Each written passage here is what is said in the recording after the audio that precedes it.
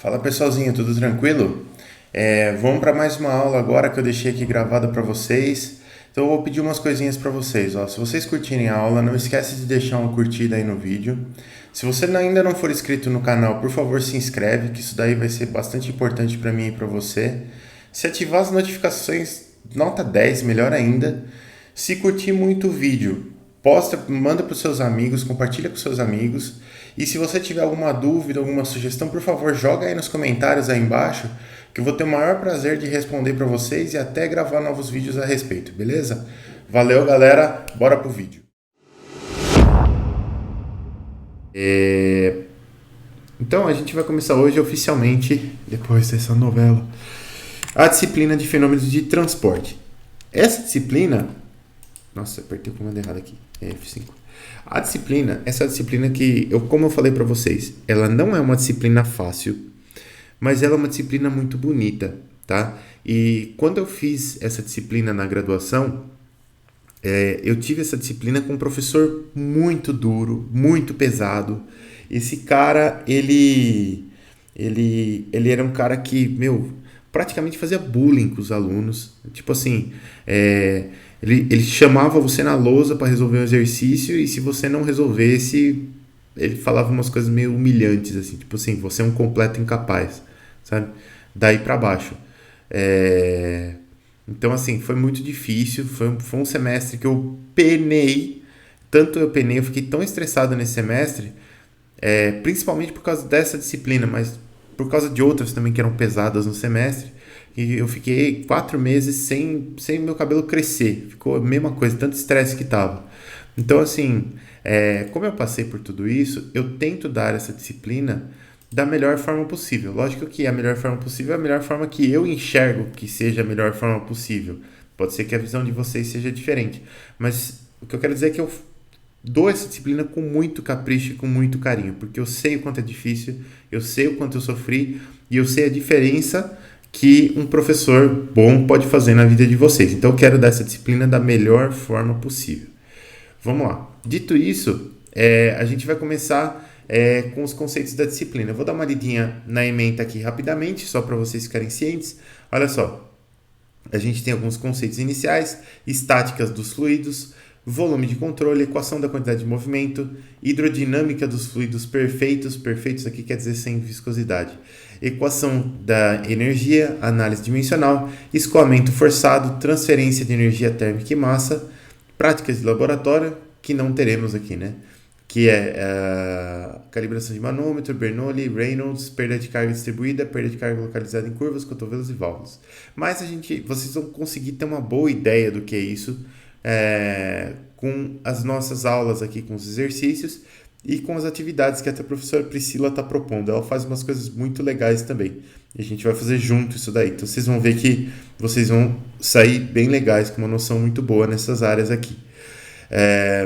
Conteúdo programático aqui da disciplina. Então a gente vai ver alguns conceitos fundamentais, depois a parte de fluidostática, equações integrais em volume de controle, fluxo incompressível, análise dimensional, fluxo em condutos fechados, fluxo viscoso incompressível e fluxo em canais abertos. Essa é o nosso conteúdo programático aqui. Então, vamos partir para as definições. O que é mecânica dos fluidos, pessoal? Mecânica dos fluidos é o nome clássico dessa matéria aqui, que em alguns lugares, como a PUC, se chama fenômeno de transporte, que também já é um nome bastante corriqueiro para a matéria, é a mesma coisa. A mecânica dos fluidos, ela estuda os fluidos em repouso ou em movimento, né? Então, a gente vai ter desde aplicações onde só o fluido parado exercendo pressão é importante, e outras aplicações onde ele fluindo nas tubulações também é importante. Algumas aplicações contemporâneas onde a gente consegue usar a mecânica dos fluidos aqui, ó. Contenção de vazamentos de óleo, turbinas eólicas, geração de energia por ondas do mar, aerodinâmica de grandes construções, fenômenos atmosféricos e oceânicos, órgãos artificiais, aplicações em transportes, fluidos inteligentes, lentes fluidas, microfluidos para medicações e outros. Então você vê a escala, né? Você tem desde uma turbina eólica, né, a aerodinâmica de uma grande construção, até microfluidos, né? Aquele fluido que sai da agulha ali da injeção e vai entrar no seu corpo, ele vai penetrar no seu corpo. Você consegue estudar tudo isso utilizando a mecânica dos fluidos. Claro que para cada área dessas você tem que estudar bastante e se especificar bastante. Aqui na disciplina a gente vai ter uma noção um pouco mais geral das coisas, né? Às vezes quando você muda muito a escala, você tem que ter outras teorias, né? E aí as coisas ficam mais complicadas. Então a gente vai ter as noções iniciais aqui nessa disciplina. Aí a pergunta, o que é um fluido, pessoal? Aqui já está a resposta, eu poderia ter botado um modo de apresentação nisso aqui, mas tudo bem. Vamos ler aqui, ó.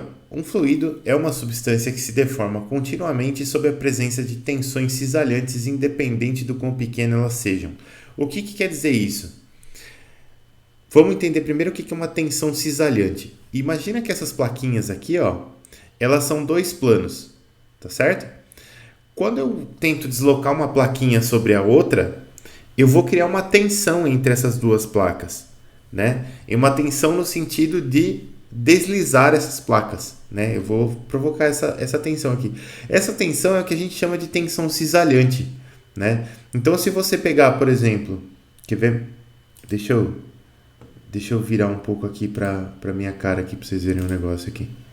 Câmera. Isso, vou me botar em destaque aqui. Tem um procedimento meio complexo para a gente se botar em destaque. Destacar. Aí. Agora eu estou em destaque aqui para vocês. Então, se eu pegar uma viga, por exemplo, vamos pensar que esse escalímetro é uma viga. E eu aplicar duas forças, uma apontando aqui para baixo e a outra apontando bem pertinho dela aqui para cima, repara que o que eu estou tentando fazer com essa viga, com esse plano aqui intermediário dessa viga, eu estou tentando fazer isso aqui, ó. Eu estou tentando fazer ele cisalhar. Por isso que essa tensão, quando eu aplico uma força para cima e a outra para baixo aqui, ó, essa tensão que aparece entre essas duas forças, a gente chama de tensão cisalhante, né? É uma tensão que está provocando esse deslocamento dessas duas camadas aqui, uma contra a outra. Então isso é uma tensão cisalhante. Voltando agora para nossa telinha aqui.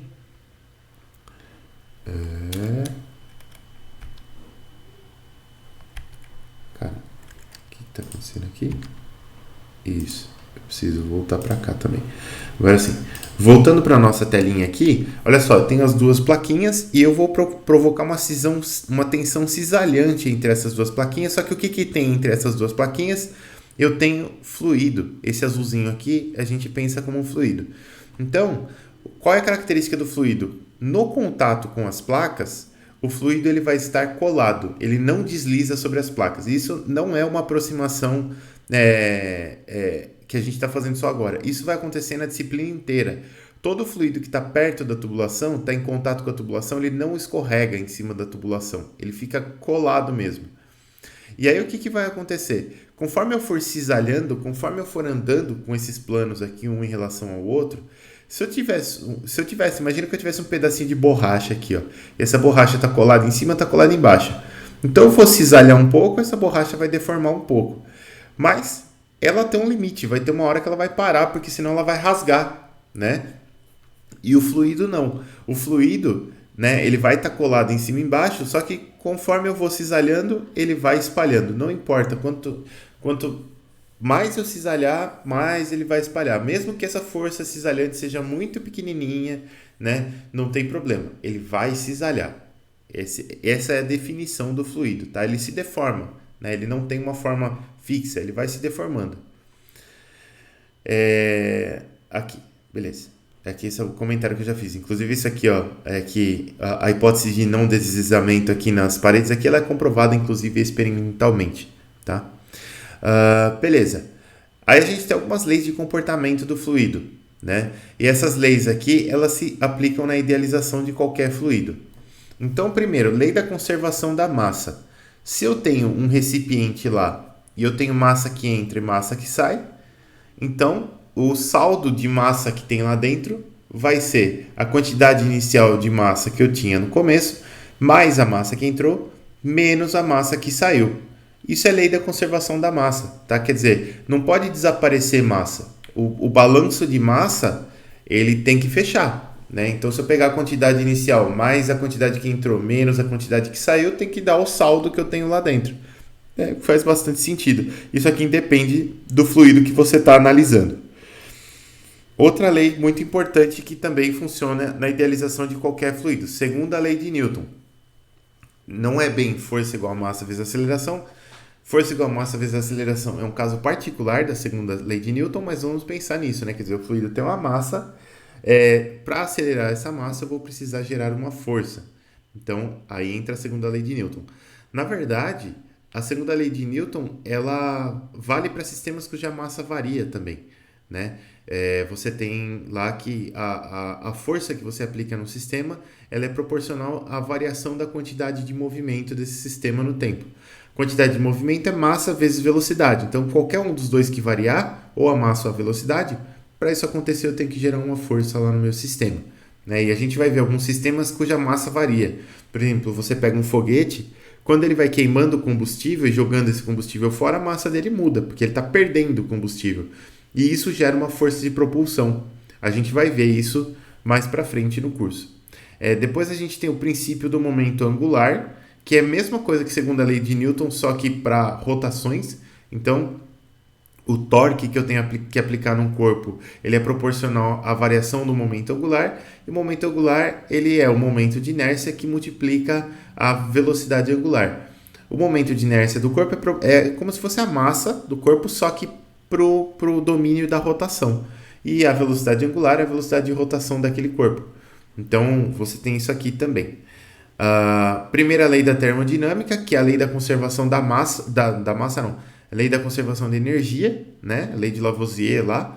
Então, o balanço de energia, ele tem que valer também, né? Da mesma forma que o balanço de massa, a energia inicial que eu tinha, mais a que entrou, menos a que saiu, tem que ser a energia que sobrou lá no sistema, né? A energia não se cria e não se destrói. Então, você tem aqui a primeira lei da termodinâmica funcionando para qualquer fluido também. Depois tem a segunda lei da termodinâmica, que é a desigualdade de Clausius lá, né? A segunda lei da termodinâmica, basicamente, ela diz que nenhum processo no universo é irreversível. O que isso quer dizer em termos práticos, né? Para aquilo que a gente vai utilizar aqui. Quer dizer que nenhum processo possui eficiência de 100%. Né? Sempre que eu precisar realizar um processo, eu vou gastar um pouco de energia com perdas. Nenhum processo vai ter energia, vai ter eficiência 100% nunca. Por isso que toda vez que você encontrar lá um vídeo na internet, por exemplo, que esteja falando sobre modos perpétuos de geração de energia infinita, não sei o que, pode trucar que é mentira. Pode trucar que tem enganação aí. Porque se tem uma coisa que nunca é quebrada, são essas duas leis da termodinâmica aqui. E o mais interessante é que elas não conseguem ser provadas. Você não consegue provar isso daí. Mas elas são leis que nunca ninguém observou essas leis sendo quebradas. Então, elas são leis que valem. Né? Principalmente essa segunda lei aqui, ela é muito questionada. A primeira até faz sentido, né? Se você entender o conceito de energia, ela faz bastante sentido. Agora, a segunda lei da termodinâmica, vira e mexe, tem uns doidos procurando processo com energia 100% aí, e nunca ninguém achou. Beleza. Então, a gente vai ter agora que a gente falou das leis, essas leis aqui sempre valem. Então, se você resolver um exercício onde você não obedeceu, por exemplo, a primeira lei da termodinâmica, refaça, porque ele está errado. Mesma coisa para todas as outras leis aqui. Métodos de análise, pessoal. A gente vai ver um pouco método de análise de sistema, né? O sistema ele vai ser uma quantidade fixa e identificável de massa. Você vai ter fronteiras separando o sistema do meio. Essas fronteiras podem ser fixas ou móveis e nenhuma quantidade de massa atravessará as fronteiras do sistema. Essa é a metodologia de análise por sistema. Ela não é uma metodologia muito prática para a mecânica dos fluidos, porque eventualmente você tem fronteiras no seu objeto de análise e você tem fluxo entrando e fluxo saindo da fronteira. E você precisa disso, você quer isso. Então, analisar por sistemas não é legal, porque quando você está analisando aquilo como um sistema, a massa não pode cruzar as fronteiras do sistema. Então fica difícil de analisar. Mas a gente tem uma outra método, por exemplo, uma viga aqui, né? Ó, se eu for analisar a viga, eu consigo colocar forcinhas nessa viga e a massa dessa viga está sempre contida dentro de algum conjunto de fronteiras aqui conveniente que eu consiga definir. Então, beleza, eu consigo analisar isso aqui como um sistema sem problema nenhum. Mas para nós, na mecânica dos fluidos, não é conveniente. Na mecânica dos fluidos, a gente usa uma outra coisa, é uma abordagem diferente da abordagem de sistema. E a abordagem de sistema é aquilo que você está acostumado: problema de bloquinho, plano inclinado, forcinha, não sei o que. Aquilo tudo é problema de abordagem sistêmica.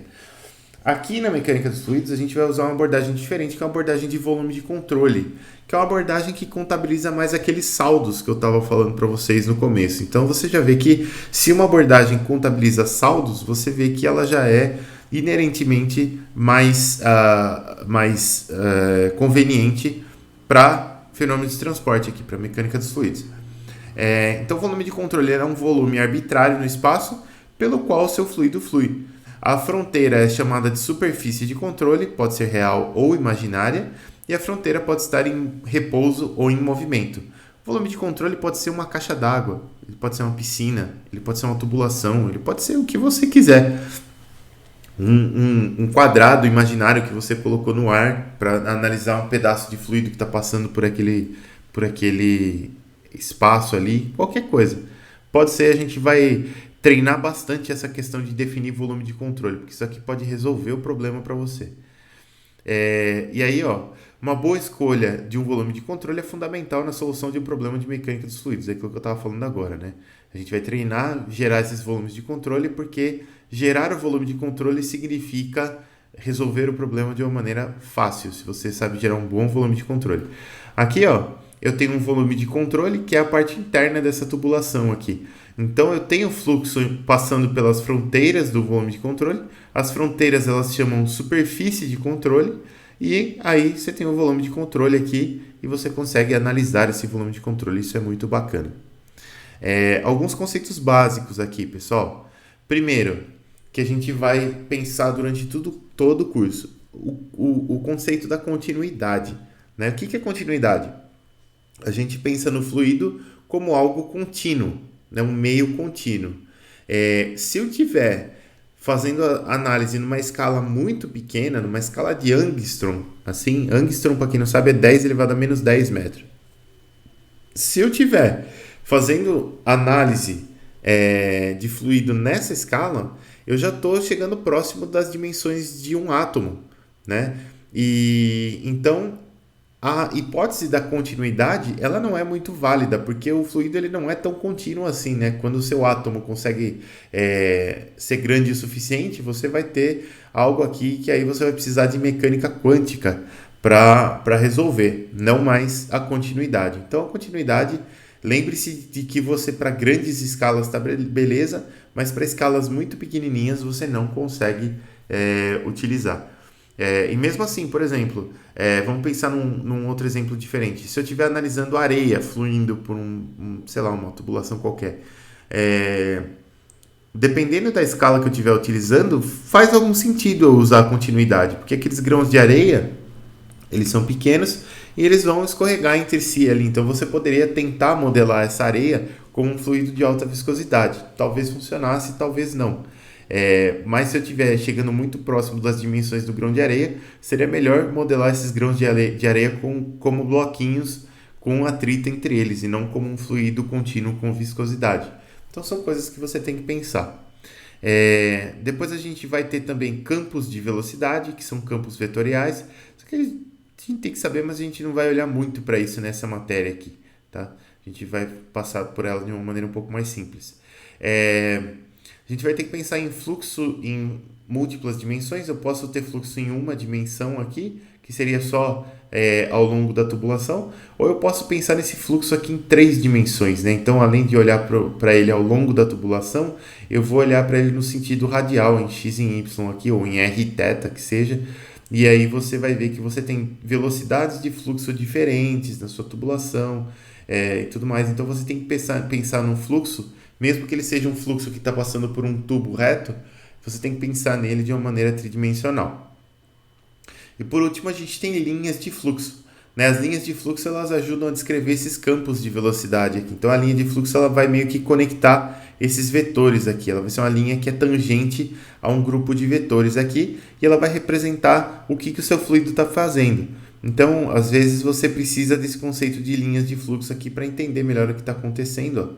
Estou fazendo uma análise desse veículo aqui, né, e você vê as linhas de fluxo se aproximando aqui e tal. Então, você consegue ter uma ideia de como está esse campo aqui de velocidades. Outra coisa aqui que é importante é o seguinte, a gente tem tensões normais e cisalhantes, né? Lembra que eu estava falando para vocês, a tensão cisalhante, ela é a tensão que ocorre paralela aos planos, né? Eu estou cisalhando, eu estou deslizando um plano sobre o outro, então eu posso ter tensão cisalhante paralela ao plano em qualquer direção aqui, né? E a tensão normal, ela é a tensão que é perpendicular ao plano, né? Então a gente vai ter que ver essas tensões todas. As tensões cisalhantes elas vão representar viscosidade para a gente, e as tensões normais elas acabam representando tensão, pressão hidrostática, né? Então tudo isso aqui faz sentido dentro da mecânica dos fluidos. Algumas em algum momento, outras em outros momentos, e a gente vai aprender a analisar isso daí. Aí a gente tem a questão da viscosidade. A viscosidade, de novo, a gente sabe que o fluido ele é fluido porque conforme eu vou cisalhando esse fluido, ele vai se deformando, ele não para de se deformar, só que ele possui uma resistência a essa deformação, né? E a resistência que ele possui a essa deformação, ela é proporcional à velocidade de deslocamento entre essas duas placas aqui. Se eu dividir todo mundo pela área, né, eu vou ter força dividida pela área da superfície aqui, eu tenho tensão cisalhante, e ela vai ser proporcional à diferença de velocidades aqui entre as duas placas, né? Então a variação da velocidade no sentido y aqui, por isso que a gente tem du dy. Depois a gente consegue aproximar isso aqui por du dt também para algumas situações, então velocidade no tempo, né? Mas aqui esse du dy é a variação da velocidade do perfil aqui do fluido nessa direção y. Mas o importante de você saber aqui não é exatamente isso. O importante de você saber é que se eu cisalhar o fluido, eu vou ter uma diferença de velocidade entre essas duas camadas, e a tensão cisalhante ela é proporcional à diferença dessas duas, diferença de velocidade dessas duas camadas. Ou seja, se eu tentar arrastar essa placa aqui em cima da outra muito rápido, eu vou ter que exercer uma força maior se eu estiver cisalhando um fluido.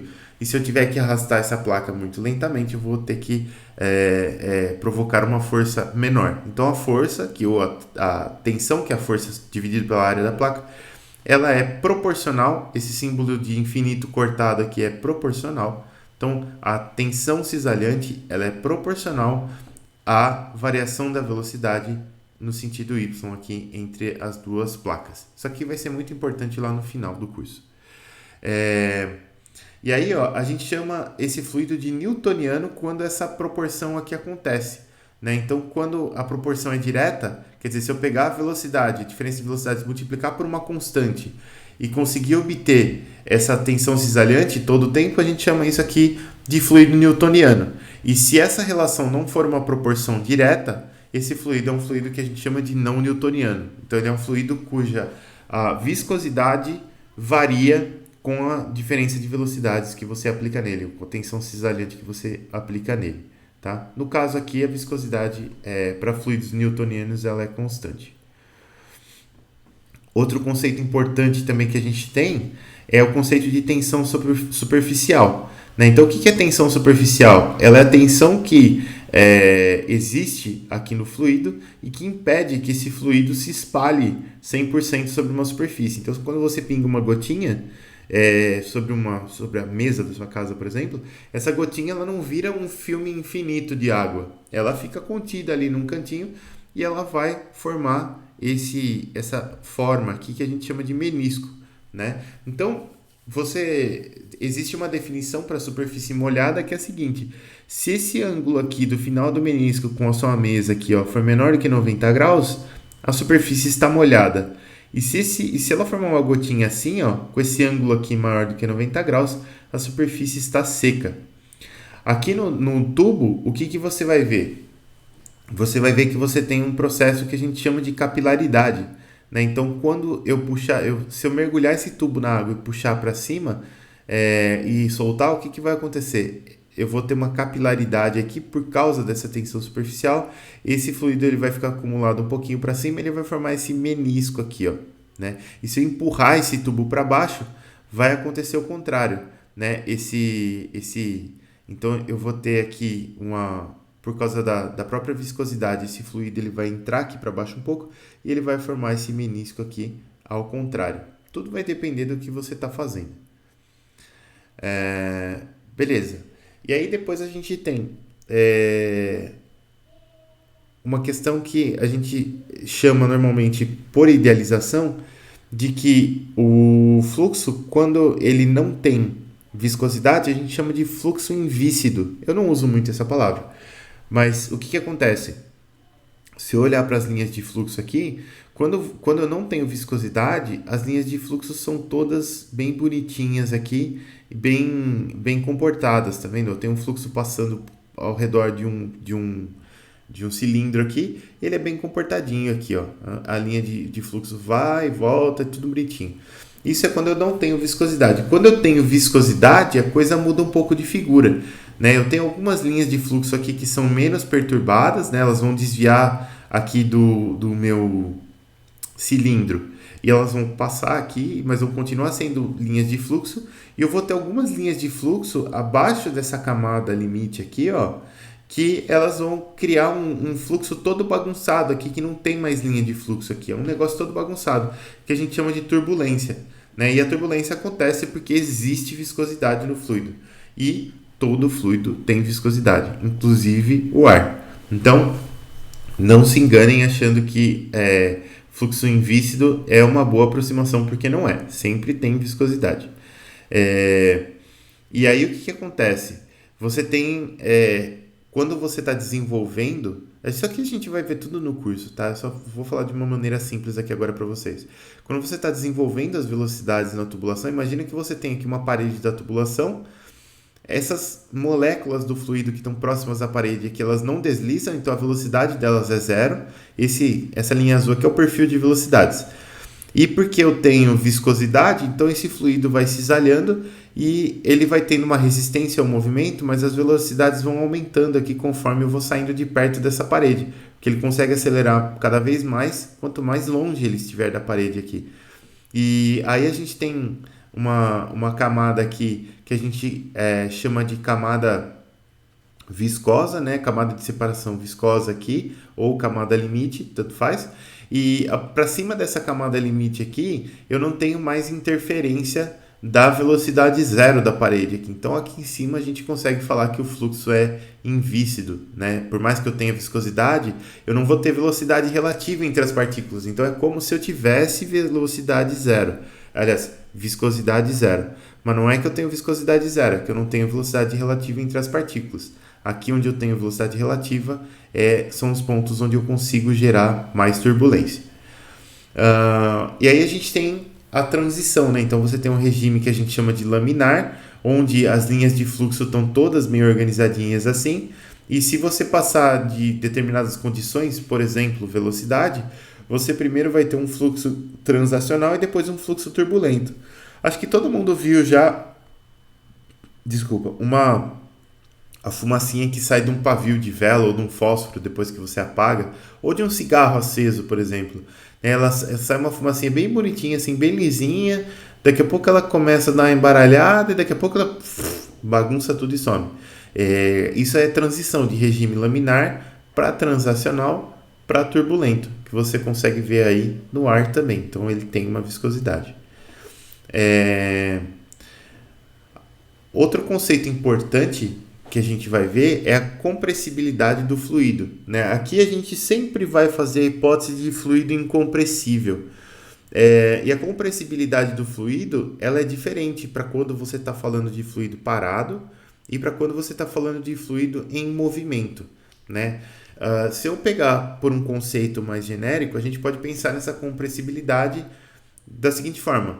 Um fluido compressível, ele é um fluido que você pode observar grandes variações da densidade dele, conforme eu vou variando a posição que eu estou analisando no volume do fluido. Né? Então, se eu conseguir observar variações na densidade desse fluido, eu vou conseguir observar que em algumas regiões ele está mais, entre aspas, compactado e em outras menos. Então ele é compactável, ou seja, ele é compressível. E aí, quando o fluido é compressível, a gente pode observar alguns efeitos importantes, como a cavitação, por exemplo. Não é só pela compressibilidade que a cavitação acontece, ela acontece também por causa de mudança de fase da água, e isso aqui é muito legal. Né? Por exemplo, eu tenho aqui um rotor girando aqui, vocês estão vendo essas bolinhas aqui que estão passando aqui, e algumas pessoas confundem cavitação, bolha de cavitação com ar. Isso não é ar, pessoal, tá? Essas bolhas não são ar, essas bolhas são vapor de água, só vapor. Por que gera vapor? Tá quente a pá aqui do rotor? Não tem calor nenhum aqui. O que acontece? Conforme eu gero um diferencial de velocidade no meu fluido, eu gero pressões muito baixas. E a água, por mais que ela esteja a temperatura ambiente, se eu baixar demais a temperatura dela, ela entra em ebulição também. E é isso que acontece. Né? Quando eu tenho velocidades muito altas no meu rotor aqui, algumas condições muito críticas, o que acontece? Eu posso gerar cavitação, que é essa geração de bolhas.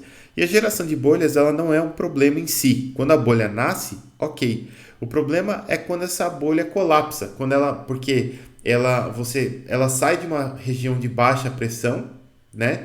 E aí a pressão aqui ela vai se estabilizando de novo, a pressão do fluido. E aí não faz sentido essa bolha continuar sendo bolha aqui, porque a pressão já subiu. Então, se a pressão subiu, esse fluido que tinha vaporizado, ele vai, entre aspas, condensar. Essa bolha aqui a gente fala que ela vai coalescer, ela vai voltar para o estado líquido muito rapidamente. Quando ela faz isso, ela gera um choque mecânico das partículas de água aqui. Parece bobagem, mas não é. Esse choque mecânico, olha o que ele faz com o rotor. Ó. Isso aqui, essas marcas aqui, elas não são marcas de... Já falo, já chegou uma pergunta que já respondo já. Essas não são marcas de oxidação. Não é que está enferrujado isso aqui. Isso aqui foi pedaços de metal que foram arrancados por causa desses impactos aqui gerados por causa da cavitação. Você percebe que eles são muito concentrados em algumas porções, porque a cavitação ela acontece concentrada aqui, ó. Tá vendo? Não acontece no negócio todo. Então, isso danifica, isso destrói metal, tá? Eu recebi uma pergunta aqui no chat, deixa eu dar uma olhada. Aqui, vamos lá.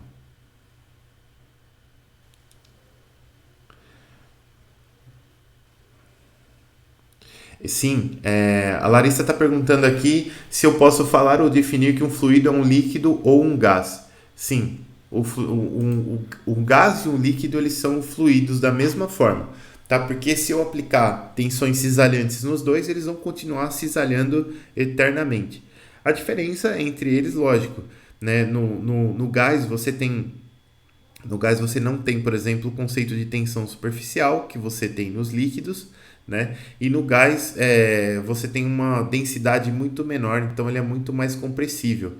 O líquido ele tem uma densidade maior, é menos compressível, mas os dois são fluidos da mesma forma. Você consegue modelar eles com as mesmas dimensões, com viscosidade, com densidade, com todas as unidades que a gente usa para um, a gente usa para o outro também.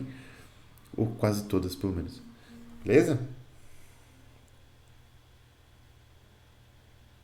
Algo que não é nem gás e nem líquido, pode ser fluido, eu acho que aí eu já não sei, porque assim, os estados básicos da matéria são três, né? Que são o sólido, o líquido e o gasoso, né? O que não for líquido nem gasoso é sólido, e sólido não é fluido, né? O sólido ele é elástico, então o sólido quando eu tento provocar uma deformação nele, se eu soltar até um limite, ou ele rompe ou ele volta, né? Isso é um sólido. E aí, você tem outros estados da matéria. Tem o plasma, por exemplo, mas para ser bem honesto, eu não faço a mínima ideia de como o plasma se comporta. Então eu não sei dizer se ele se comporta como um fluido também ou se ele se comporta como uma outra coisa, tá? Mas eu sei que sólido não se comporta como fluido definitivamente, mas líquido e gás sim se comportam como fluido. E aí tem outras questões também, por exemplo, você pode ter um escoamento multifásico, né? Você tem escoamentos aí que por exemplo, se eu estou fazendo, buscando petróleo, o petróleo ele tem líquido e tem gás junto, né? Tem um monte de coisa ali dentro do petróleo e escoamento multifásico é bastante difícil, né? Porque você já tem duas fases ali, você tem a fase líquida e a fase gasosa e dependendo de pressão, velocidade, temperatura, tal, tudo muda no petróleo. Então é bem difícil. Mas tem gente que trabalha com isso também, né? E aí já é outra teoria. Essas coisas que a gente está vendo aqui, elas não valem para petróleo. Petróleo é tudo compressível, né? Nada é incompressível para escoamento de petróleo. Então, funciona assim. Mas legal, gostei da pergunta. Vamos seguir aqui, ó. Se o fluxo for incompressível, o que vai acontecer? Para as condições de temperatura e pressão que a gente estiver estudando, o fluido não vai apresentar variação de fase ou densidade considerável, né? Então, se o fluxo for incompressível, eu posso colocar a pressão que eu quiser nele, que ele vai ficar todo na mesma densidade. Eu posso variar a temperatura dentro da faixa do exercício que eu estiver fazendo. Se eu variar a temperatura, ele também não vai trocar de fase, ele vai continuar líquido e sempre numa densidade muito próxima ali. Então a gente pode considerar esse fluxo como um fluxo incompressível. Na prática, como eu estava falando para vocês, todo fluido é compressível, não tem um que é absolutamente incompressível. Mas a compressibilidade ela pode ser desprezada em alguns regimes. Basicamente, quando a velocidade do fluxo ela é menor do que a velocidade da propagação do som naquele fluido. Então, nesses casos, a gente considera fluxo incompressível. Depois a gente vai ver isso com mais calma também, né? Mas tem a ver com a velocidade de propagação do som no meio. É bem legal. E beleza, esses... Não acabou a aula ainda, não vai embora não. Esses são os conceitos bem iniciais da matéria. Hoje, a gente tem que ver mais uma coisinha, que é a parte de fluidostática. Aulas, está aqui, vamos lá. E vasos comunicantes. Então vamos dar uma olhada nessa parte aqui, ó. Essa parte, inclusive, muita gente vê no colegial, mas a gente vai aprofundar um pouquinho isso aqui, a gente vai ver a questão do gradiente de pressão e tudo mais. No colegial você vê, mas como diferentes pessoas fazem diferentes colegiais, aí pode ser que haja um desvio padrão na turma, então a gente vai tirando esse desvio padrão com o tempo aí. Então vamos lá. O que é um gradiente de pressão, pessoal? A gente está falando aqui de fluido incompressível. Então, fluido incompressível associe sempre a líquido. Tá? Gás, ele pode ser incompressível também para alguns regimes. Tem a ver com a velocidade de propagação do som no meio também. Mas fica mais fácil se a gente pensar em líquidos quando a gente olhar para um fluido incompressível. Então, se eu tenho um fluido incompressível e estático, quer dizer, ele está parado, a pressão desse fluido ela vai aumentar conforme a profundidade. A densidade do fluido ela pode ser dada em unidade absoluta, que é o famoso quilogramas por metro cúbico, ou em unidades relativas, que a gente vai ver isso também. Quando é relativa, a densidade de referência é a máxima da água a 4 graus Celsius, que é de 1000 kg por metro cúbico. Do jeito que eu coloquei aqui parece complicado, mas é bem simplesinho, né? O que acontece? Você tem uma densidade lá da água, certo? Eu posso falar que, por exemplo, eu até tenho uma tabela aqui que compensa mostrar para vocês, quer ver? Talvez a gente use essa tabela aqui, eu vou até caçar da outra disciplina, já vou deixar aqui. Eu uso ela aqui em máquinas térmicas, aulas, tabela de termodinâmica da água saturada. Copiar ela daqui. Já vamos deixar aqui para o transporte, depois eu subo ela lá para vocês também. Então eu montei essa tabelinha aqui, uma tabelinha bem simples, que ela fala as propriedades da água saturada, né? O que é a água saturada? É a água no limite de evaporar, né? Então ela está entre o estado sólido, entre o estado líquido e o estado gasoso. E aí você pode escolher uma temperatura aqui desejada. Ó. Aí eu tenho aqui o valor do fluido, se ela ainda estiver na fase líquida, e o valor do gás, se ela já tiver passado para a fase gasosa. Vamos pegar uma temperatura aqui de 20 graus Celsius. 20 graus Celsius vai dar 293,15 Kelvin. Beleza. Então eu tenho algumas unidades aqui, algumas coisas importantes, e uma delas é a densidade da água. Olha só, a densidade da água nessa temperatura aqui é de 998,37 quilogramas por metro cúbico. Eu posso baixar essa temperatura aqui para os 4 graus Celsius lá que eu falei. Então, isso aqui vai dar 277,15 Kelvin. Se eu fizer isso, olha só, a densidade da água ela vai certinho para os 1.000 kg por metro cúbico aqui, ó. Se eu baixar mais essa temperatura aqui, ó, vamos para 275 Kelvin, por exemplo. Ela continua aqui em 1.000. Se eu baixar de 273, ela vai congelar, né? Aí, ó, 1.000, beleza. Aqui, 271, acho que não tem mais tabela. Não tem mais tabela.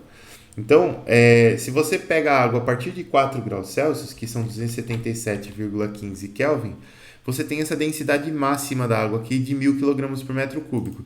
Se eu vou subindo essa temperatura, vamos pegar a água a 50 graus Celsius. 50 vai dar 323,15 Kelvin. Então, olha só, a densidade já baixou para 987,89 kg por metro cúbico. Então, conforme eu vou aumentando a temperatura da água, a densidade dela vai caindo, né? Não cai muito, mas ela cai. Então, essa densidade relativa, ela é sempre tomada com relação àqueles 1.000 kg por metro cúbico. Essa daqui é absoluta, né? Ela está em quilogramas por metro cúbico. E a relativa, ela é dada por isso daqui, ó. Eu tenho SG porque isso aqui possui um nome técnico de gravidade específica, né? E essa gravidade específica, ela vai ser a densidade do seu fluido, que pode não ser água, pode ser qualquer fluido, dividida pela densidade máxima da água, que é a densidade dela a 4 graus Celsius, que é 1.000 kg por metro cúbico. Então, se eu estou falando que um fluido, por exemplo, mercúrio tem uma SG de 13,55, gravidade específica de 13,55. Quer dizer que se eu dividir a densidade do mercúrio pela densidade da água a 4 graus Celsius, eu vou obter o número de 13,55. Ou seja, falando bem simples, se eu multiplicar 13,55 por 1.000, eu vou obter 13.550 kg por metro cúbico, que é a densidade do mercúrio. Beleza? É bem simplesinho esse conceito aqui. Deixa eu... beleza. Tinha notificações aqui.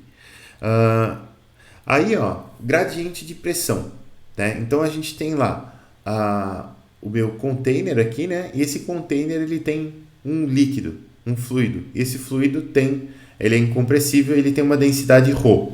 Beleza, o que eu vou fazer? Eu vou medir a pressão nesse ponto de cima, eu vou chamar essa pressão de P1. Eu vou medir a pressão nesse ponto de baixo, eu vou chamar essa pressão de P2. Então, o que acontece com P1 e com P2 aqui? Eles estão separados por uma distância H e a gente sabe que a diferença de pressão entre o ponto P2 e o ponto P1 ela é dada por esse fator aqui, ρGH. Ρ é a densidade do fluido, G é a aceleração da gravidade local e H é a diferença de altura entre esses pontos. Então, conforme eu vou descendo aqui, conforme eu vou aumentando a profundidade, eu vou aumentando a pressão que eu vou medir aqui no P2, certo? E a diferença de pressão entre dois pontos separados por uma altura H, né, ou que a gente chama de altura de coluna até H, ela vai ser sempre ρGH. Isso aqui é o gradiente de pressão hidrostática aqui. Esse gradiente é legal porque ele não depende da forma do seu recipiente. Então, olha só, eu tenho alguns recipientes aqui e a parte importante aqui é que eles são comunicantes, né? Quer dizer, eu tenho um tubinho aqui que está comunicando todos esses fluidos aqui por baixo, todos esses tubos aqui por baixo. Se eu traçar uma linha aqui, ó, um nível, e medir a pressão nesse nível em todos os tubos aqui, independente do formato do tubo, esse aqui tem umas bolinhas, esse aqui tem umas curvinhas, esse aqui está em diagonal, esse aqui tem um diâmetro maior, esse aqui tem um diâmetro menor. Independente de tudo isso, todas as pressões aqui, elas são iguais nesse nível. Por quê? Por dois motivos. Porque, primeiro, eu tenho o mesmo fluido, né? Então, se eu tivesse, por exemplo, um manômetro, e esse manômetro tem dois fluidos que não se misturam aqui, então aí já não valeria mais, né? Mas eu tenho o mesmo fluido aqui é água em tudo, então eu tenho o mesmo fluido e eu tenho os vasos comunicantes. Então, se os vasos todos são comunicantes, têm o mesmo fluido, na mesma altura, no mesmo nível, eu vou ler necessariamente a mesma pressão. Beleza até aqui?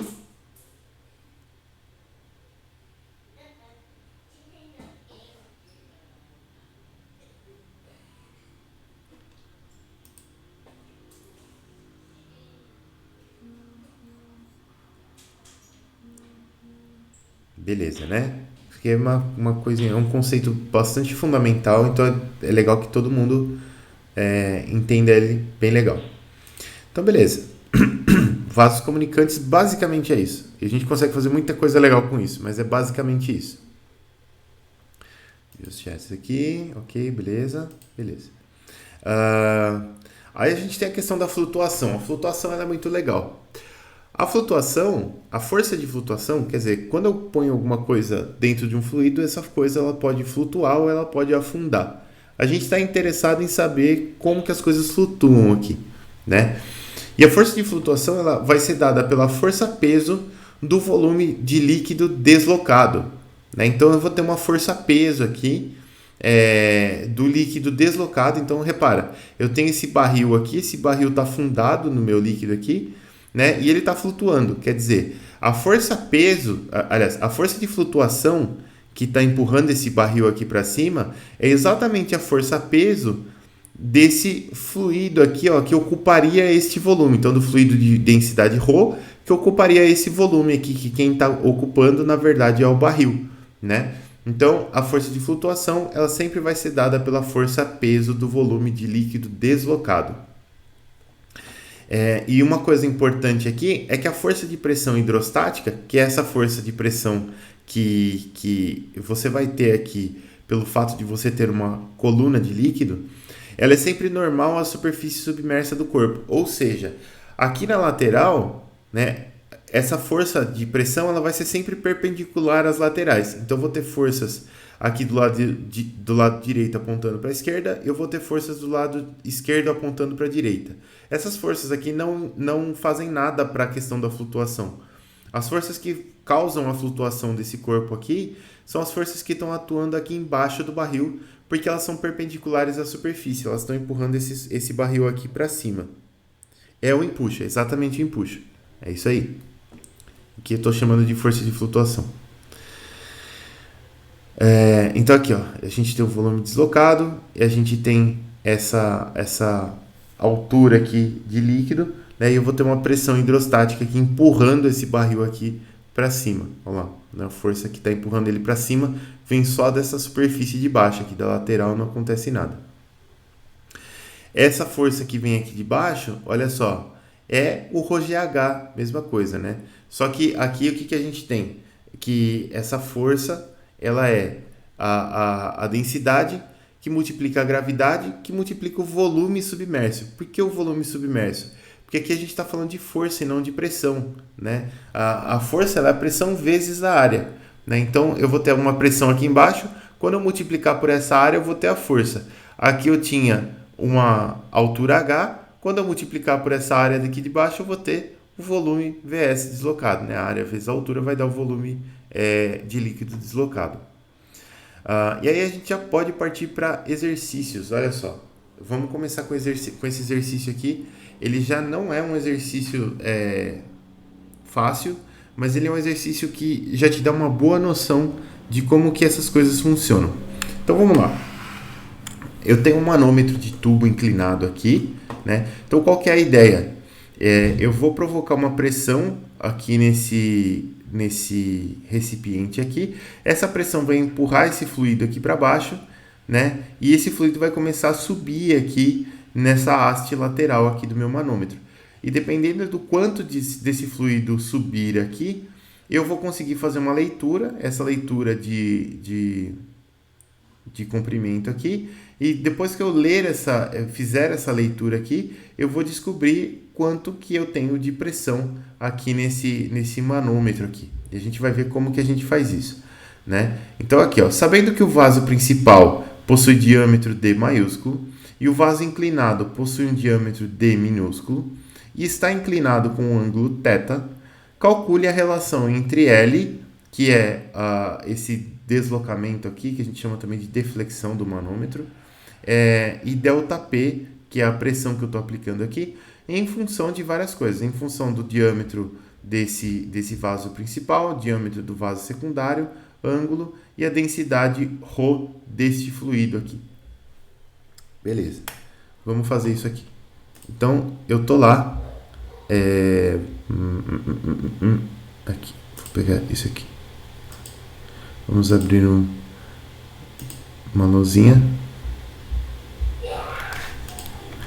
Aqui, eu vou adicionar aqui, ó.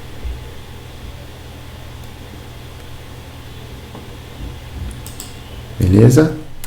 Fenômenos de transporte.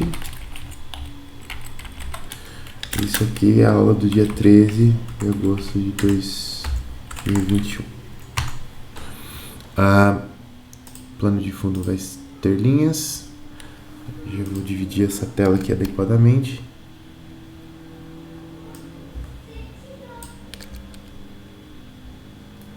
Para a gente poder resolver o nosso exercício. Beleza.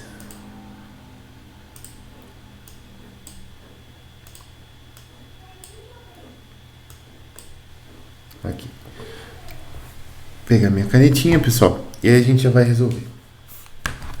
Então aqui, ó.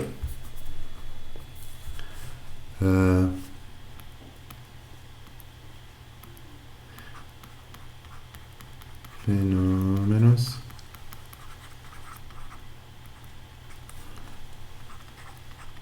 de transporte.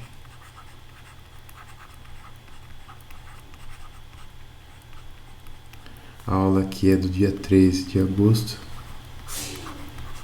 E a gente vai resolver o exercício 1. Beleza. Então, olha só.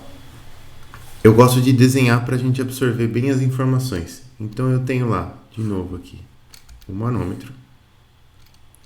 Ele tem esse tubo lateral que sai assim. Mais ou menos assim. Aqui ele sobe aqui. Beleza. E aqui eu estou aplicando uma pressão manométrica ΔP. O que é uma pressão manométrica, pessoal? Uma pressão manométrica funciona assim, ó. Você tem uma pressão que é a pressão absoluta, certo? Só que nós estamos envoltos já em alguma pressão, que é a pressão atmosférica. Então, normalmente, quando você mede a pressão, você não consegue medir ela absolutamente, você mede ela relativa à pressão atmosférica. Então, a pressão manométrica, vou colocar aqui, ó, pressão manométrica, ela é a pressão absoluta menos a pressão atmosférica.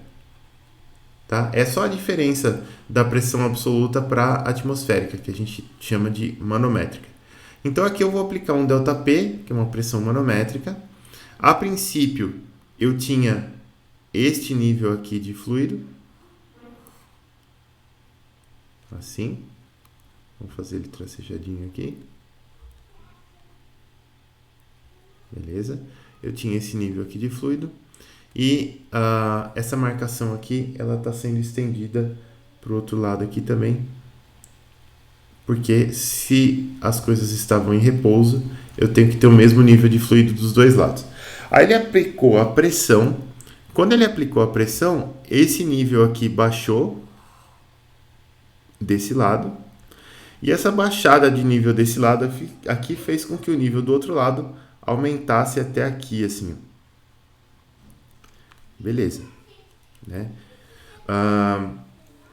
Aí o que eu tenho aqui, ó? Eu tenho aqui a diferença entre esse ponto e esse ponto aqui, essa medida aqui vale L, o diâmetro desse braço aqui vale Dzinho, esse ângulo aqui vale θ, o diâmetro desse vaso principal aqui vale Dzão e beleza, a gente já tem todos os dados que ele deu aqui para a gente poder fazer. Eu tenho que relacionar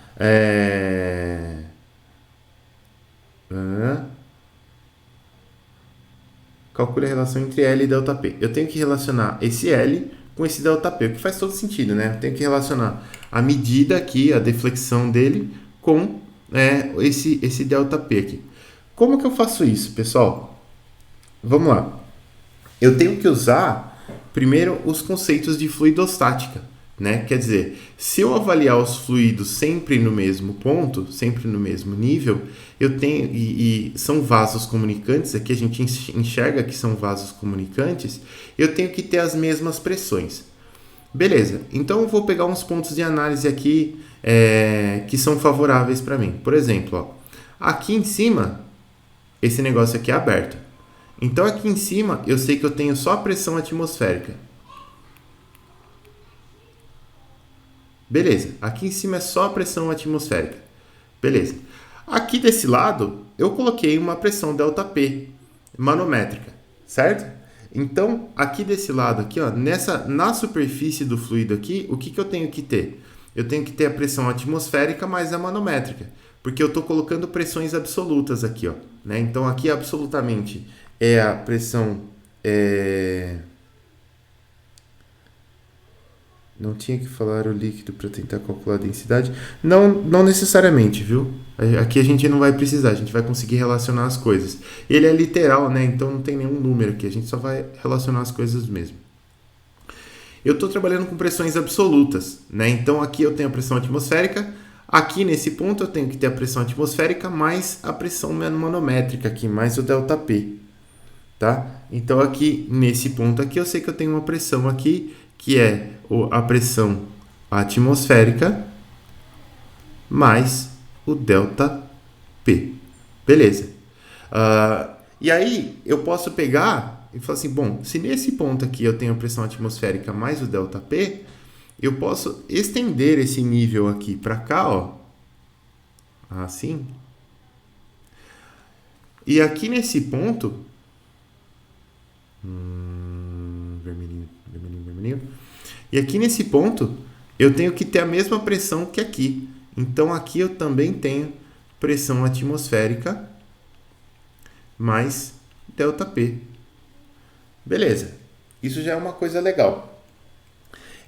Agora, o que eu vou fazer? Eu tenho aqui uma diferença de altura entre esses dois pontos aqui, ó. Vamos esticar essa linha aqui ainda mais, ó. Daqui... Eu vou esticar essa aqui um pouquinho para cá também. Beleza. Eu tenho uma diferença de altura aqui, ó, que eu vou chamar de H maiúsculo. Beleza.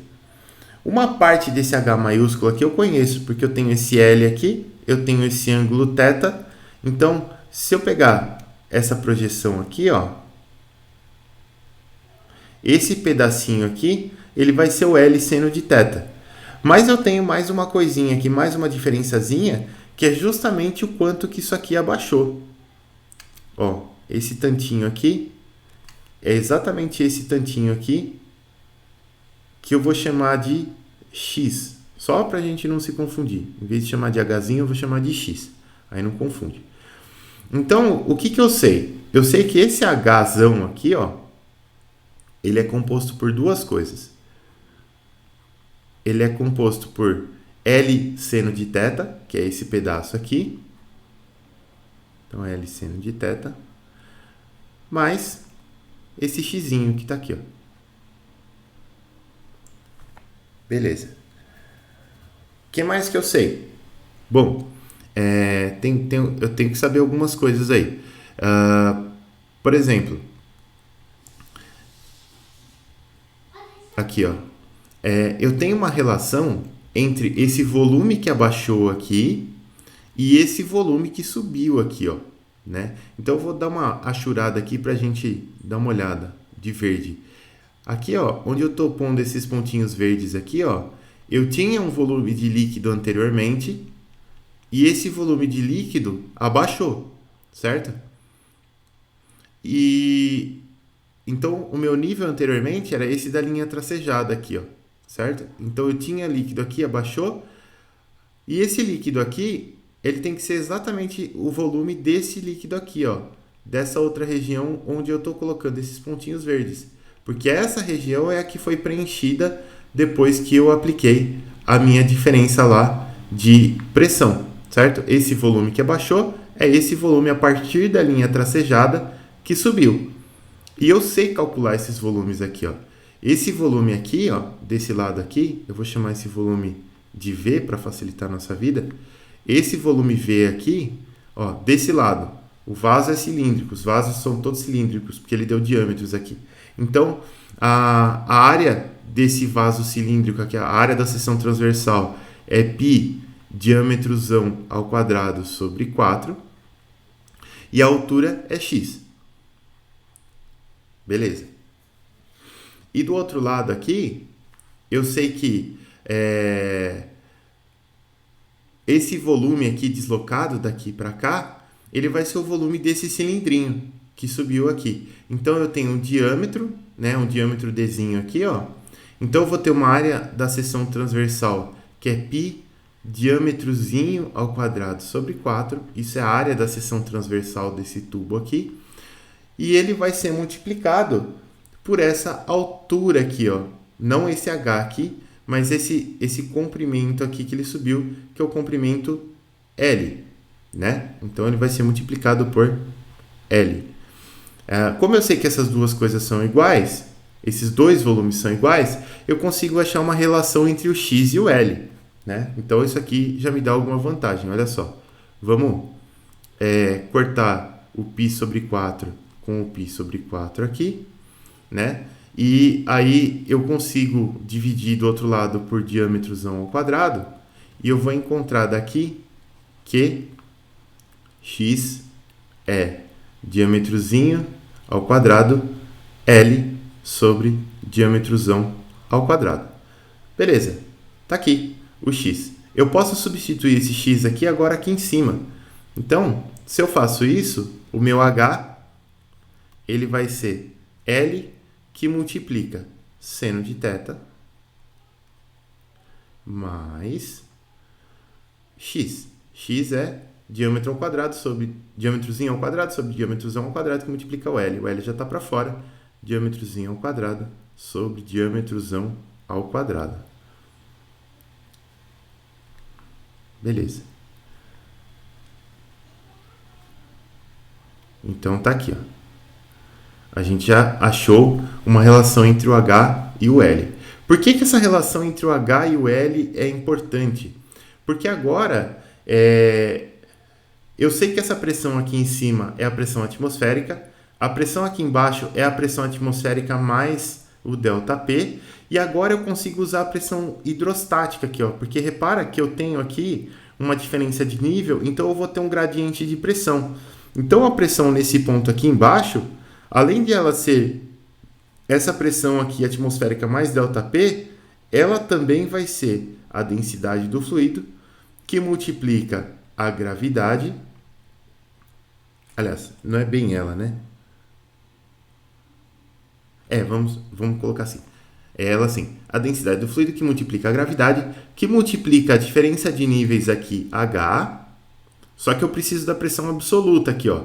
Isso aqui é só o diferencial de pressão hidrostático. Tem mais a pressão atmosférica aqui em cima. Então, eu vou colocar mais a pressão atmosférica.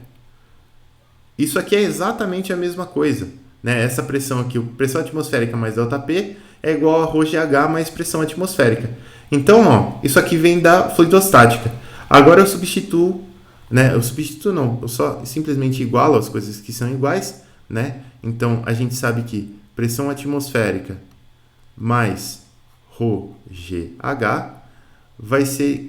o H é maiúsculo, né? H é igual a pressão atmosférica mais ΔP. Bom, o que vai acontecer aqui, ó? Só conferindo, pressão atmosférica mais ΔP, ρGH mais pressão atmosférica. Tá aqui. O que vai acontecer aqui? Dos dois lados eu tenho pressão atmosférica, então corta. ΔP vai ser igual a ρGH. Beleza. Quem que é o H? O H está dado aqui em cima, ó. É L seno de θ mais diâmetrozinho sobre diâmetrozinho ao quadrado sobre diâmetrozão ao quadrado. Então, meu ΔP, ele vai ser igual ao L, que, aliás, ρG, H, e agora no H sim eu substituo isso aqui. L, que multiplica seno de θ mais diâmetrozinho ao quadrado dividido por diâmetrozão ao quadrado. Pronto, olha só. A gente conseguiu fazer a relação entre o ΔP, que é a pressão que eu coloquei de um lado, e o L, que é a deflexão que eu vou ler do outro lado. Essa relação, ela depende da densidade do fluido, da gravidade, do ângulo aqui do meu manômetro, e depende também dos diâmetros, né, dos dois tubos aqui, dos dois vasos aqui. Então a gente consegue fazer essa relação. Aí o que acontece? Lá na prática, você vai ler um L e vai querer calcular um ΔP. O que eu faço com esse L? Eu vou multiplicar ele por uma constante, e essa constante é ρg seno θ mais diâmetrozinho ao quadrado sobre diâmetrozão ao quadrado. Ela é só uma constante que relaciona o L com o ΔP. E aí a gente resolve. Sendo bem honesto para vocês, eu não acho esse exercício fácil, tá? Eu acho que tem algumas pegadinhas aqui. Eu acho que essa questão de você observar esses dois volumes aqui, igualar os dois volumes para encontrar as coisas, eu não acho ela tão direta assim. Talvez você vendo eu fazer, você pode achar que é direta, mas na hora que você pega para fazer, dá uma dúvida, tá? Então isso aqui é uma das coisas um dos exercícios que eu queria mostrar para vocês. Temos mais um exercício aqui, ó. Não sei se vai dar tempo de resolver, porque falta 10 minutos para terminar a aula, mas pelo menos vamos começar, porque aí a gente consegue ter uma ideia de como que faz esse exercício aqui, ó. Então, eu vou colocar aqui, ó. Exercício 2. Eu também, não acho direto não, viu? Eu coloquei justamente porque eu acho legal explorar esses exercícios mais difíceis, assim, mas eu também não acho tão direto, não. Olha aqui, ó, esse exercício. Eu tenho um manômetro, né? E o manômetro, a gente pode montar manômetro com líquidos immiscíveis, né? Que não se misturam. Então, o manômetro abaixo possui 3 fluidos diferentes. Ele tem água, que é esse que está representado de branco aqui, que o SG dela está sendo considerado 1. Mercúrio líquido, cujo SG é 13,55, que é esse azulzinho aqui. Óleo, que o SG é 0,88, que está aqui. Só esses 3. Depois tem mercúrio líquido de novo e água de novo. E ele pede o seguinte: calcule o diferencial de pressão entre A e B.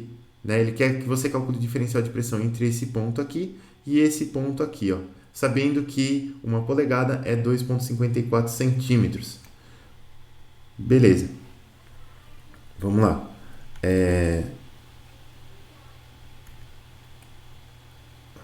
Aqui.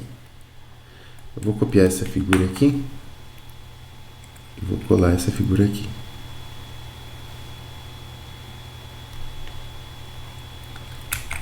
Colou já. Não precisava 2 vezes, não. Só uma vez estava bom. Aqui. Que a gente consegue brincar com isso aqui. Beleza. Então tá aqui, ó. Já dá pra ver que a gente tem algumas coisas aqui que considerar, mas esse exercício aqui ele não é difícil. Eu acho ele bem mais fácil do que o primeiro. A única coisa aqui é que você tem que ter atenção com as coisas que você vai calcular. Então vamos lá. Eu vou chamar essa pressão aqui, ó, que eu tenho no ponto A, vamos deixar de vermelho aqui. Eu vou chamar essa pressão aqui de PA e essa pressão aqui de PB. A ideia é a gente conseguir em algum ponto aqui igualar as pressões. Aí a gente consegue resolver. Então, beleza. O que que eu sei aqui, ó? Eu sei que eu tenho uma pressão PA e quando eu chegar aqui, ó, nesse ponto aqui, eu vou ter uma pressão P1. Beleza. Quanto que vale a pressão P1? Opa. A pressão P1, ela vale o que eu tinha de pressão aqui em cima, mais essa altura de coluna de líquido aqui, ó, né? Então, mais o ρ da água, que multiplica essa altura de coluna aqui, que são 10 polegadas, que dá 25,4 centímetros, que multiplica G, que é a nossa aceleração da gravidade. Então, isso daqui é o nosso P1. Tá? Essa é a nossa pressão P1. É a pressão PA mais a pressão de altura de coluna aqui. Beleza. Quando eu chegar aqui, ó, eu vou ter uma pressão P2. Só que olha só, essa pressão P2 aqui, ela pode ser medida com relação à pressão P1. E essa pressão P1, ela tá aqui, ó. Certo? Porque o vaso é comunicante e é o mesmo líquido. Então eu tenho a mesma pressão P1 aqui e aqui. Bom, então aqui eu sei que eu também tenho P1. Beleza. Qual que é a diferença entre essas duas pressões aqui, ó? Qual que é a diferença entre P2 e P1? De P2 para P1, eu sei que a pressão P1 é maior do que a pressão P2, então eu vou fazer aqui, de preto de novo. P1 menos P2, porque eu sei que P1 é maior do que P2, então P1 menos P2 vai dar um número positivo. E P1 menos P2 tem que ser igual à densidade do... eu sempre confundo essa droga aqui com hidrogênio, é mercúrio. Densidade do mercúrio, que multiplica a diferença de altura aqui, que são 3 polegadas. 3 polegadas vai dar 3 vezes 2,54, que é 7,62 centímetros. Então, eu não sei porque eu botei em centímetros aqui, né? Eu devia ter botado isso aqui em metros. Desculpa aí. Isso aqui é 2,54, 0,254 metros. Então aqui, ó. Opa. 0,254 G. Aqui é 0,0762, tá? Então 7,62 centímetros, que dá essas 3 polegadas aqui, que multiplica G. Então a diferença de P1 para P2 é isso daqui, ó. Depois eu tenho esse ponto P2 aqui, ó, e aqui eu tenho o óleo. Então essa pressão P2 que eu tenho aqui, eu também devo ter essa pressão P2 aqui, ó, porque é o mesmo fluido. Então aqui também eu tenho P2. Daqui para cá, nesse ponto aqui, eu vou ter uma pressão que se chama P3. Beleza. Eu sei que a pressão P3 é maior do que a pressão P2, então eu vou fazer isso aqui, ó. P3 menos P2. E aí é ρGH nessa coluninha aqui. Então eu vou ter ρ do óleo agora,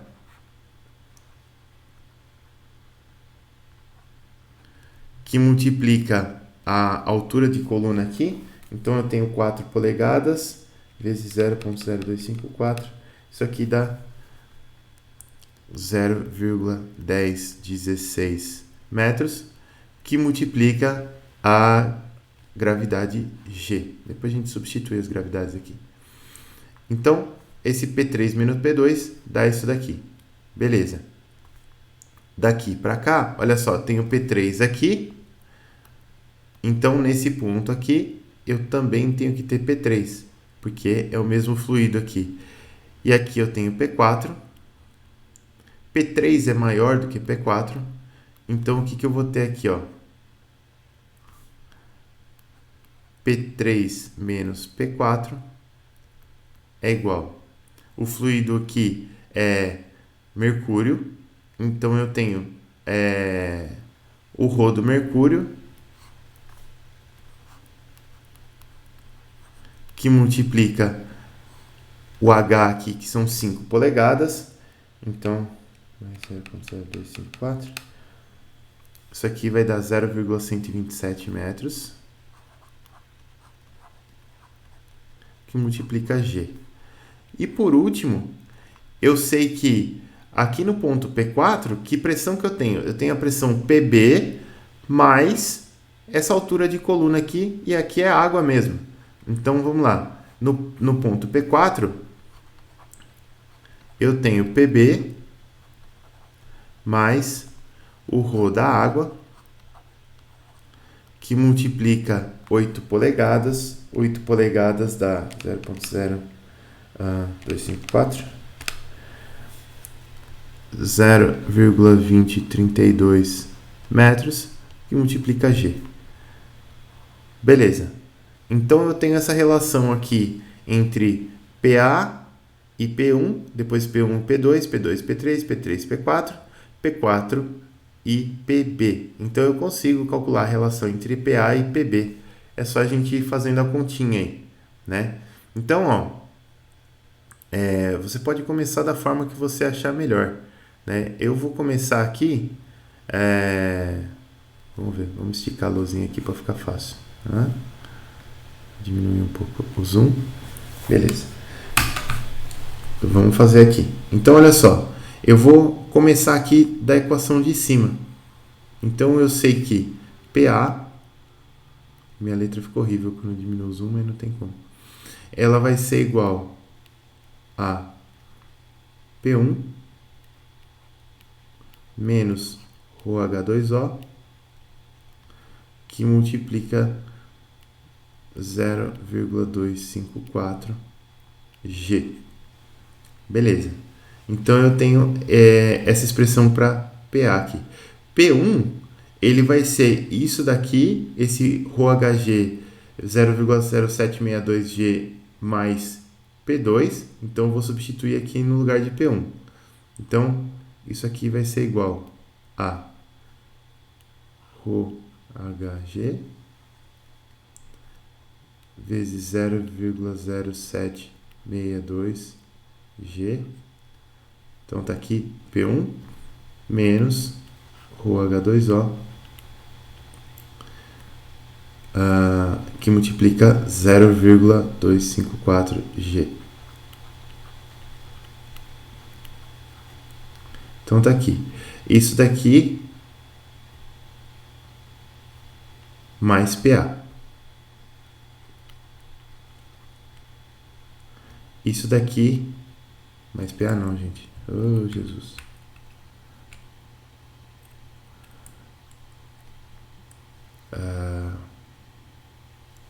P1 mais P2, né? Mais P2. Então, tá aqui. Agora, o P2 eu posso obter aqui de baixo, ó, né? O P2, ele vai ser o P3 menos esse ρ do óleo 0,1016G. Então, eu vou ter o que eu já tinha aqui em cima, ρHG vezes 0,0762G menos ρH2O vezes 0,254G mais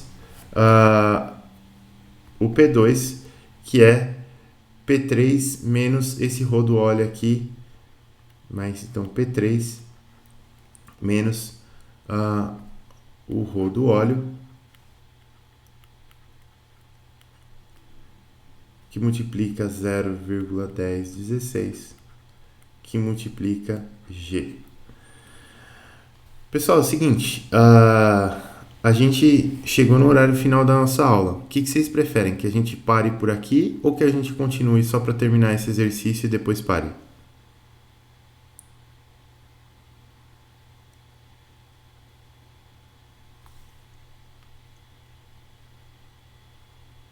Continua, beleza.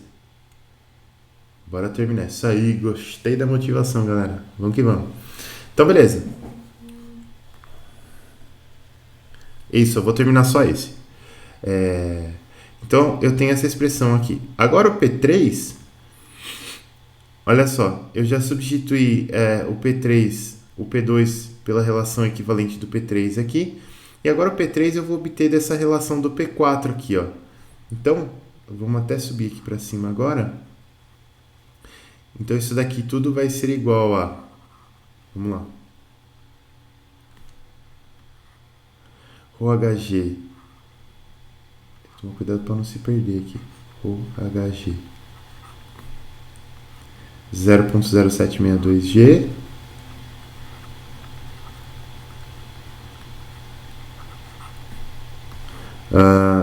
menos ρH2O vezes 0,254G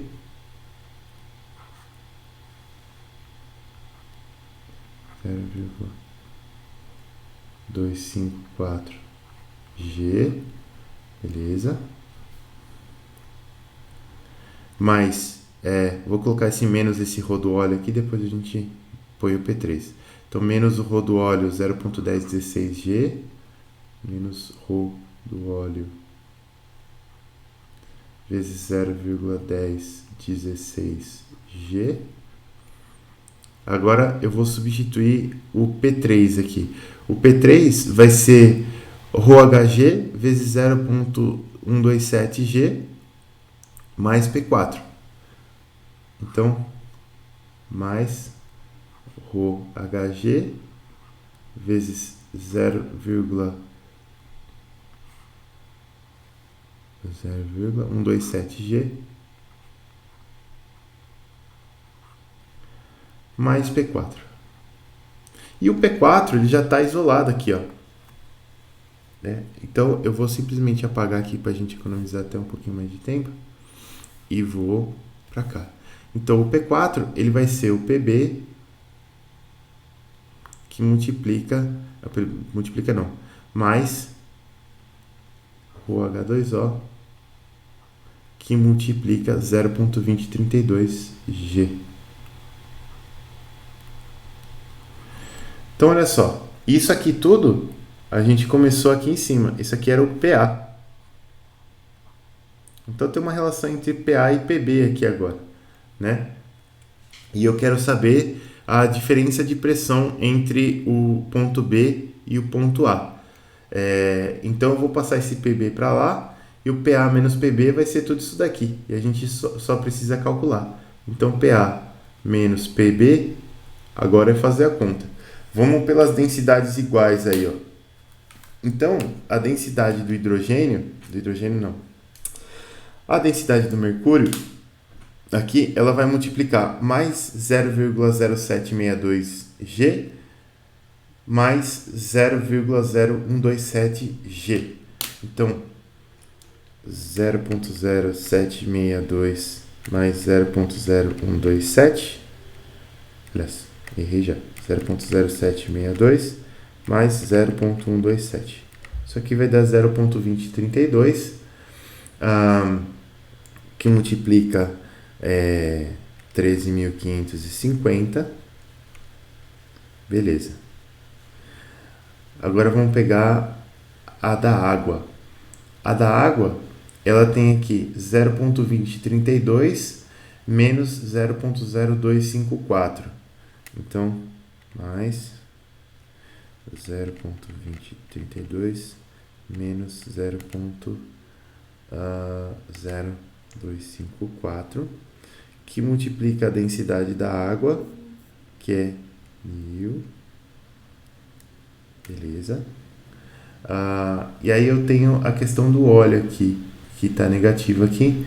Então, menos 0,1016, que multiplica a densidade do óleo, que é 880 kg por metro cúbico. Beleza. E tudo isso que multiplica 9,81 metros por segundo ao quadrado. Isso aqui, então, nas minhas contas aqui, se eu não errei nada, se eu não errei nenhuma continha, deu 27.877,587. Tá bom. Que unidade que é isso aqui, pessoal? Ó, eu tô trabalhando com com unidades SI, então metro por segundo ao quadrado, aqui eu tenho metro, é densidade em quilogramas por metro cúbico, isso aqui tudo vai me dar em Pascal. Então isso daqui deu aproximadamente uma diferença de 27,88 quilopascal, tá? A menos que eu tenha errado alguma continha aqui, porque eu já estou bastante cansado e fiz tudo na calculadorinha Cássio.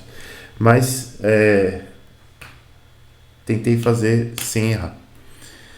Então esse daqui é o segundo exercício de hoje, pessoal. Na próxima aula, que vai ser a aula de segunda-feira, eu vou pedir para a professora Priscila resolver este exercício aqui com vocês e mais alguns exercícios que forem convenientes. E aí vocês vão ter a solução de todos eles.